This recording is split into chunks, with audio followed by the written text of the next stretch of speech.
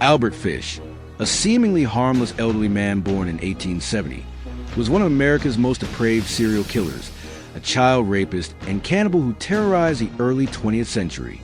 Known as the Gray Man and Brooklyn Vampire, he confessed to murdering at least 3 children between 1924 and 1928, though he claimed up to 100 victims, including acts of torture, mutilation, and cannibalism.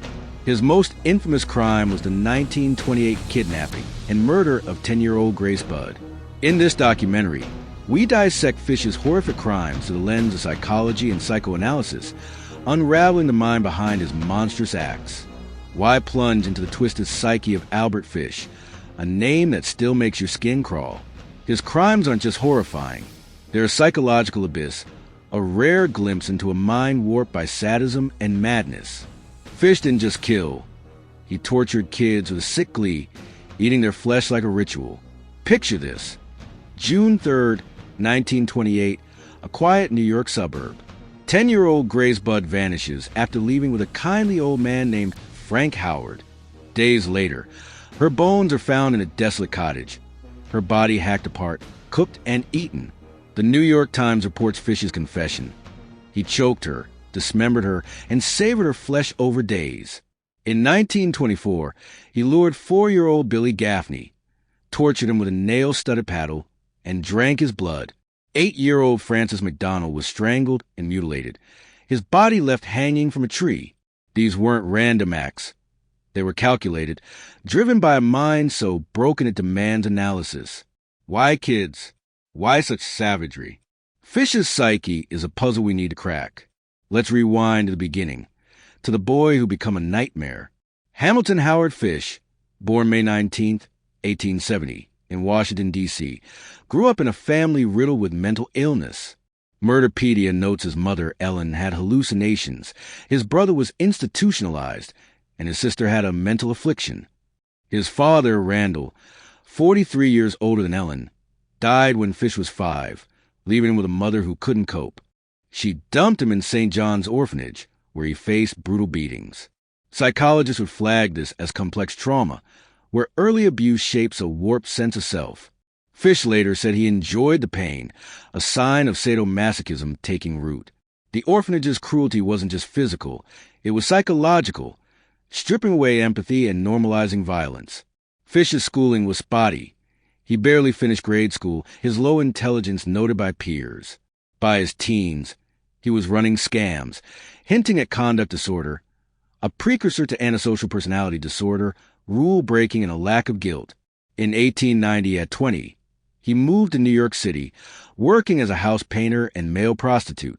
This dual life, outwardly normal, inwardly perverse, suggests repression, where Freud would argue he buried shame under a facade of decency. In 1898, he married Anna Mary Hoffman, fathering 6 kids, but his normal life was a mask. Oxygen reports he encourages kids to whip him with a nail-studded paddle, blurring pain and pleasure. When his wife left in 1917 for another man, Fish's mental state cracked, his self-harm escalating. He stuffed needles into his pelvis, some found via X-ray post-arrest. Why murder? Psychopathy likely played a role. Fish showed no remorse, only twisted pride. His religious mania, tied to biblical stories like Abraham and Isaac, fueled delusions that killing was a divine act. Psychoanalytically, his mother's abandonment and orphanage abuse created a narcissistic injury, a wound his ego that he soothed by dominating others. His painting job let him drift across states, feeding his urges in secret. Fish's crimes were a grotesque theater of pain. He targeted kids, mostly aged 4 to 10, often African American or developmentally disabled, believing police wouldn't care. UK Essays classifies him as a hedonistic serial killer, driven by pleasure, not just sex, but control and pain. His implements of hell, a meat cleaver, butcher knife, and handsaw, were tools of torture. In 1924, he lured 8-year-old Francis McDonnell to a Staten Island wood. Toronto Sun quotes Anna McDonnell, his mother. "I saw a gray-haired man, shuffling, mumbling, making queer motions. Fish raped, beat, and strangled him, leaving his body hanging from a tree." In 1927, 4-year-old Billy Gaffney vanished in Brooklyn. Fish's confession, per Murderpedia, was chilling. He whipped the boy until blood ran, raped him, then cut him apart, cooking his flesh. The body was never found. His most infamous act was Grace Budd's murder in 1928. Posing as Frank Howard, a farmer, Fish answered an ad by her brother Edward, planning to kill him. Finding Edward too old, he switched to 10-year-old Grace, convincing her parents to let her attend a party. At Wisteria Cottage, he strangled her, decapitated her, and ate her over days. The New York Times reported her bones were found after his confession. Why kids? Psychologically, Fish's pedophilic sadism targeted the vulnerable. Kids were easy to lure and overpower. His delusions, per psychiatrist Frederick Wortham, tied killing to religious sacrifice. Projection played a role. He saw his own weakness in his victims, destroying them to feel strong. Fish's victims were society's forgotten, poor black, or disabled kids. Wikipedia notes he chose them because police wouldn't look hard.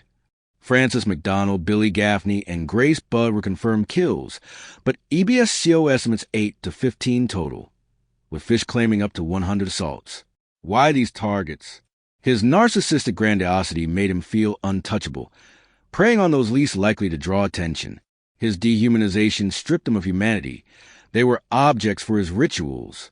Oxygen cites a neighbor seeing Francis follow a gray man into the woods, a haunting clue to Fish's method, a kindly facade to lure trust. A 1934 Brooklyn Times Union report details Fish's pattern. He offered jobs or candy, then struck. In 1919, he stabbed a disabled boy in Georgetown, later admitting he paid kids to bring him victims. This predatory cunning reflects psychopathic manipulation, using charm to mask intent. His torture, whipping with a nail-studded paddle, cutting with knives, wasn't just to kill but to savor suffering, a hallmark of sexual sadism disorder. Survivors, if any, were left scarred, their stories buried under Fish's transient life. Let's dive into Fish's psyche, a swamp of madness.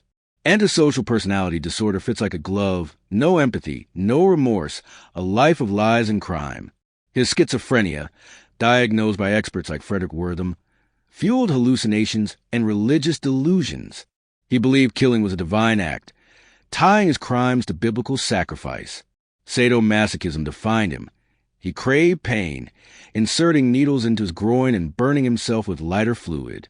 This wasn't just self-harm. It was a perverse loop where pain equaled pleasure.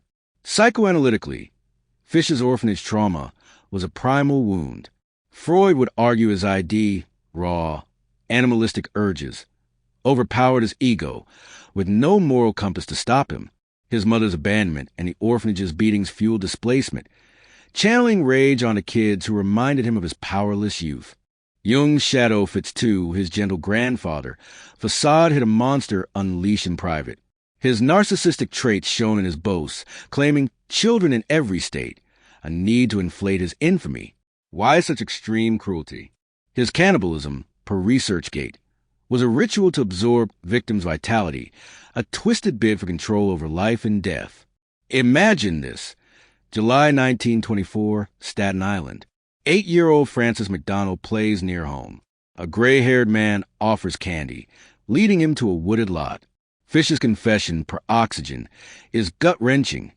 He raped the boy, beat him with a paddle until blood flowed, then strangled him, leaving him hanging. A neighbor told police he looked faded, gray, muttering to himself.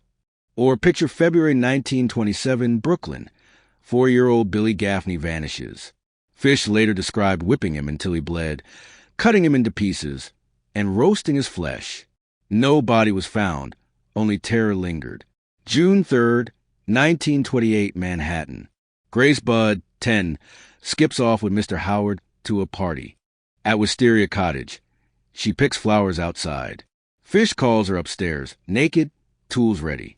History defined recounts her scream as he choked her, then hacked her apart, wrapping pieces in newspaper. He ate her over 9 days, savoring every bite. Police found her skull behind the cottage. Each crime was a ritual, prolonged, deliberate, designed to maximize pain. Fish's calm precision, even while mutilating, points to psychopathic detachment, a mind that saw victims as playthings. Fish's downfall came from his own arrogance. In November 1934, he sent a letter to Grace Budd's parents, detailing her murder with sickening pride. The New York Times reports police traced the stationery to a flop house, arresting Fish on December 13, 1934. He confessed instantly, smiling as he described his crimes. At his 1935 trial, his lawyer pleaded insanity, citing his schizophrenia and self-harm. Psychiatrist Frederick Wortham testified Fish believed killing was a divine act, but jurors, horrified, found him sane and guilty. On January 16, 1936, he was electrocuted at Sing Sing, reportedly calling it the ultimate thrill. Philosophically, Fish's life is a descent into nihilism. He lived for nothing but his urges, rejecting morality or meaning. From a Nietzschean lens, his will to power was warped into sadistic domination, a perverse rebellion against his powerless childhood. Existentially, his story asks, what happens when a man embraces only his darkest impulses? His execution didn't erase the pain he caused. It was a grim end to a life that thrived on suffering. Texas Monthly notes his crime spurred better child protection laws, a faint silver lining in a legacy of horror. Fish wasn't just a killer. He was a warning of what trauma and madness can unleash.